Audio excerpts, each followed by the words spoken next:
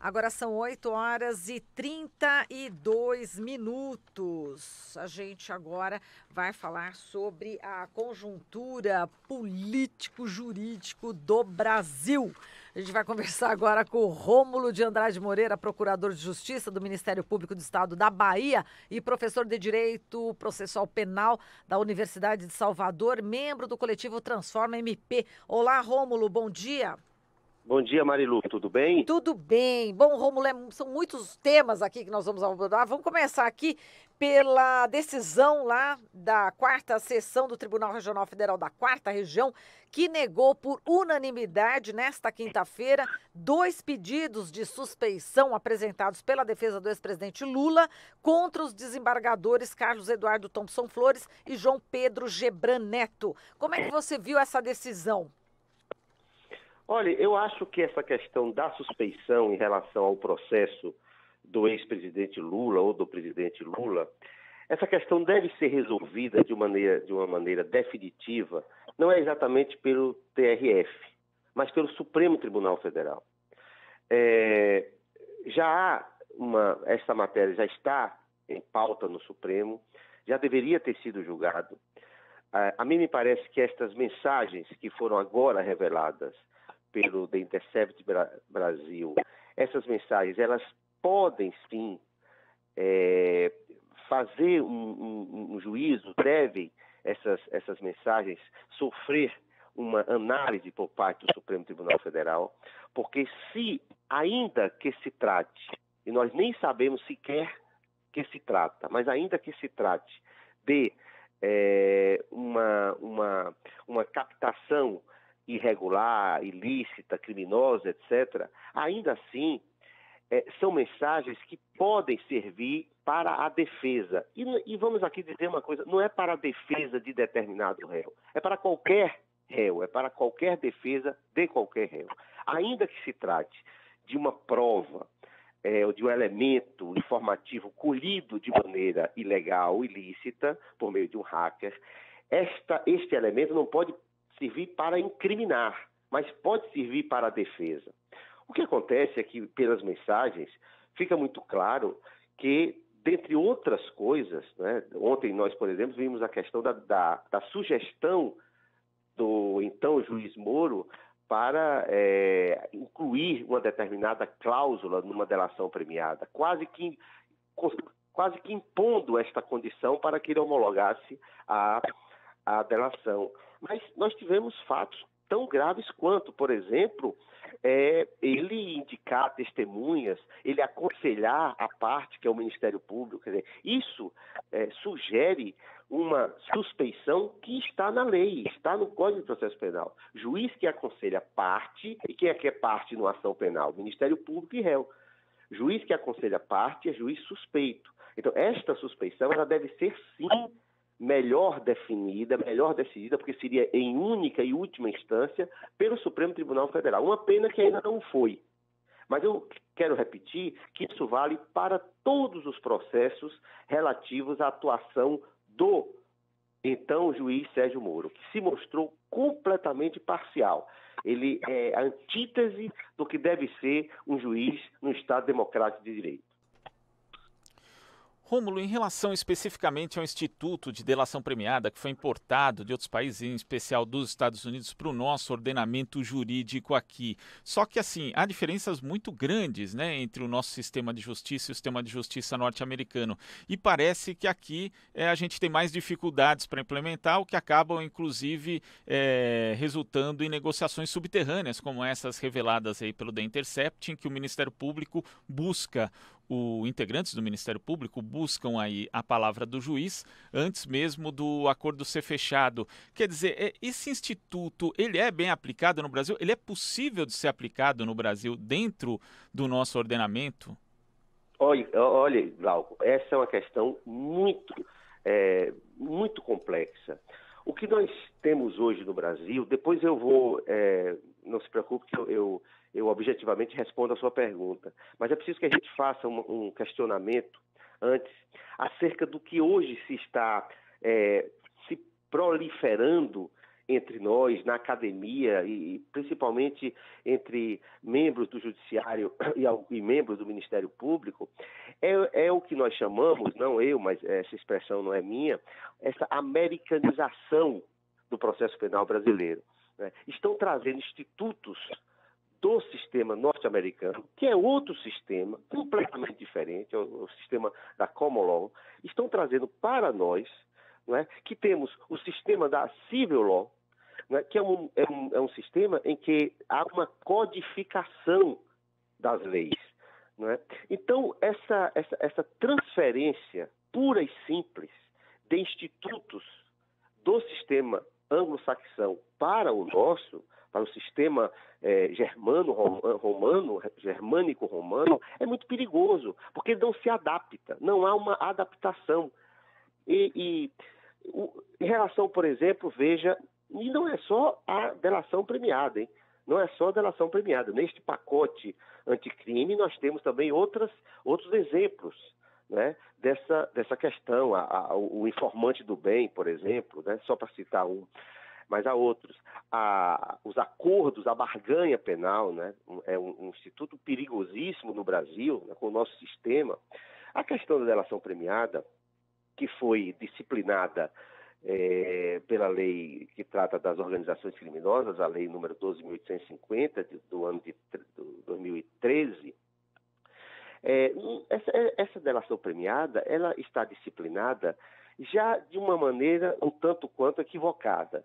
Mas ainda assim, o que aconteceu é que, na prática, ao aplicar este artigo 4º da lei, ou seja, ao aplicar a delação premiada, especialmente na Lava Jato, se fez de uma tal maneira que nem a lei, que já é criticável, ela foi observada. Quer dizer, eles fizeram pior do que a lei. Um dos aspectos, por exemplo, que eu critico e que a lei permite, não é a delação premiada de quem está preso. É preciso que haja uma modificação legislativa para se prever expressamente que não se pode admitir delação premiada de quem está preso. Porque o que é que acaba acontecendo, não é? Na maioria dos casos? Veja, o juiz decreta, a pedido do Ministério Público ou, eventualmente, da polícia, decreta uma prisão preventiva, claramente desnecessária. Lembremos que prisão preventiva é uma prisão excepcional, porque é uma prisão antes de uma sentença condenatória transitada em julgado, é uma medida de natureza cautelar que deve ser excepcional. O próprio Código de Processo Penal diz isso, né? Só se decreta uma prisão preventiva em último caso. Então, o que é que se banalizou? Banalizou-se as prisões preventivas, né?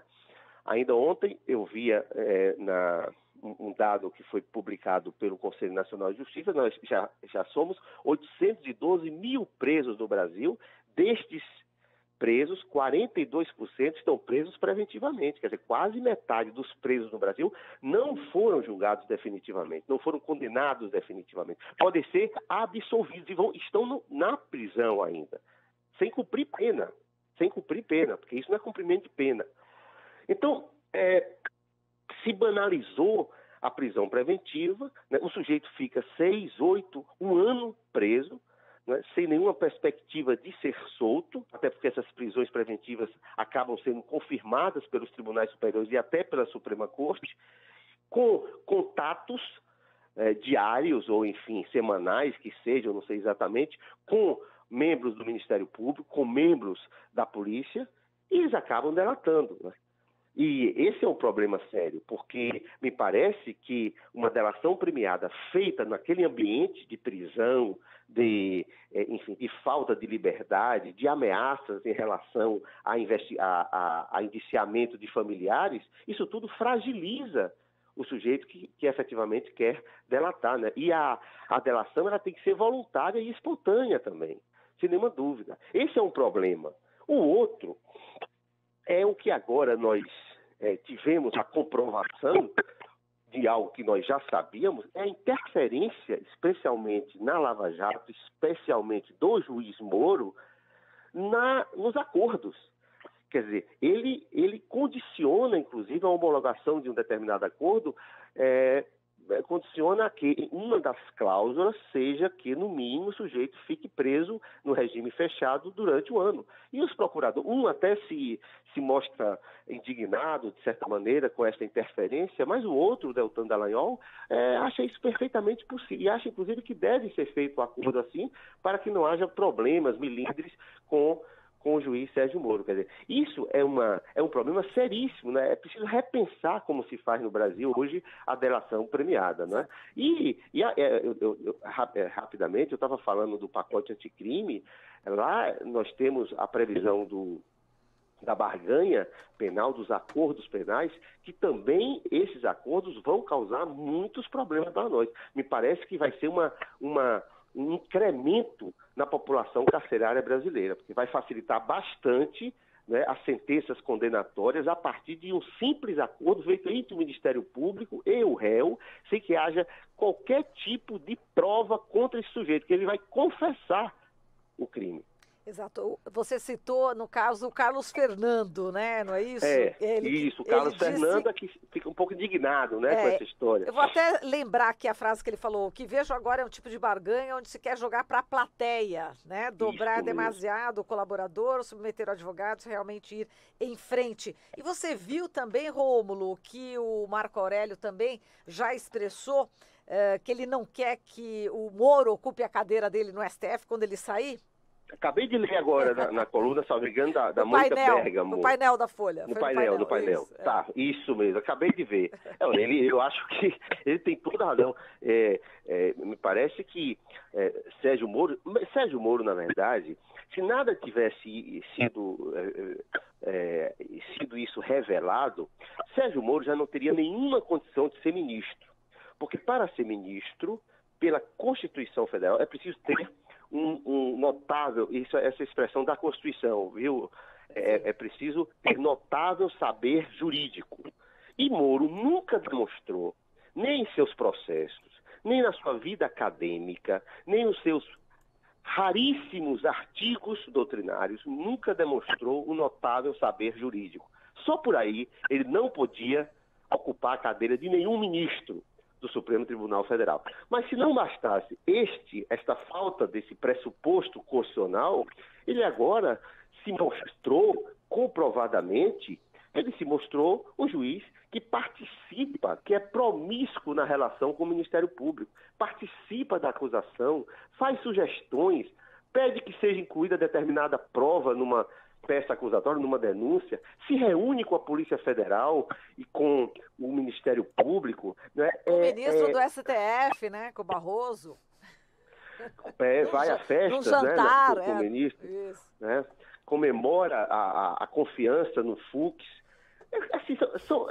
Quase uma coisa assim surreal o que se mostra, né? Esta relação do Sérgio Moro com a acusação. Ele confunde completamente o papel do juiz no que nós chamamos sistema acusatório. Confunde completamente. Exato. Como diz Marco Aurélio, depois das denúncias, né, do Intercept Brasil, a máscara caiu do Moro.